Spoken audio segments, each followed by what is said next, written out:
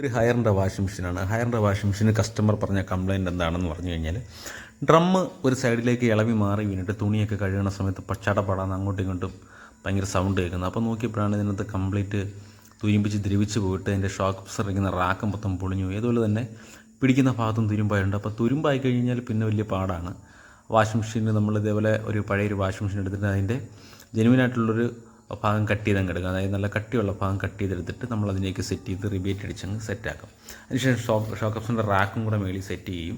അതിനുശേഷം ഇതുപോലെ നമ്മൾ ആ പോയ ഭാഗം ഇതേപോലെ ഒന്ന് കട്ട് ചെയ്ത് കളഞ്ഞിട്ട് വേറെ പീസ് അതുപോലെ തന്നെ ആ സെയിം തന്നെ പീസ് കിട്ടുവാണെങ്കിൽ അത്രയും നല്ലത്. ആ പീസ് ഇവിടെ വെച്ചിട്ട് കുറച്ച് റിബേറ്റിങ്ങിന് അടിക്കാം. റിബേറ്റിങ്ങിന് അടിക്കുമ്പോൾ സ്ട്രോങ് ആയിട്ടങ്ങ് ഇരുന്നോളും. മെയിനായിട്ട് അതിനകത്ത് നമ്മൾ എക്സ്ട്രാ തകരം അടിക്കുന്നത് കൂടുതലും ആ സെയിം വാഷിംഗ് മെഷീൻ തന്നെ കിട്ടണം അത്രയും നല്ലത്. അതൊന്നും പീസൊക്കെ നമ്മളിങ്ങനെയാണ് കട്ട് ചെയ്തെടുക്കുന്നത്. ഗ്രൈൻഡർ വെച്ച് കറക്റ്റായ രീതിയിൽ നമുക്ക് ലെവൽ ചെയ്ത് കട്ട് ചെയ്തെടുക്കാൻ പറ്റും.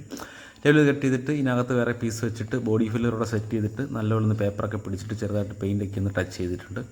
അപ്പോൾ ഇപ്പം ആ സംഗതി സെറ്റായിട്ടുണ്ട്. അപ്പോൾ അതിനകത്ത് കറക്റ്റ് 4 ബാലൻസ്ഡ് ആഡ് ചെയ്യുന്നുണ്ട്. പിന്നെ അതിനകത്ത് കുറേ ഉരുവെള്ളമൊക്കെ വീണ് നല്ലപോലെ തുരുമ്പ് പോലൊക്കെ ആയിട്ടുണ്ട്. അതിനുശേഷം അതിൻ്റെ പൾസേറ്റർ ഒന്ന് ഇളക്കിയപ്പോൾ വളരെ മൊത്തത്തിൽ അഴുക്ക് കയറി നിറഞ്ഞിരിക്കുകയാണ്. ഒരു വെള്ളം വീഴുകയാണെങ്കിൽ പിന്നെ ഇതേപോലെ അവസ്ഥയൊക്കെ ആയിരിക്കും വരുന്നത്.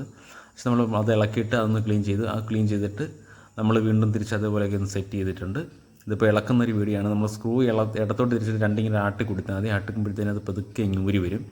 ഇങ്ങനെയാണ് ഇളക്കുന്നത്. എല്ലാ വാഷിംഗ് മെഷീനും നമുക്കിങ്ങനെ ചെയ്യാൻ പറ്റും. സെൻറ്ററിൽ ഒരു നടുക്കൊരു ബോൾട്ട് മാത്രമേ വരത്തുള്ളൂ.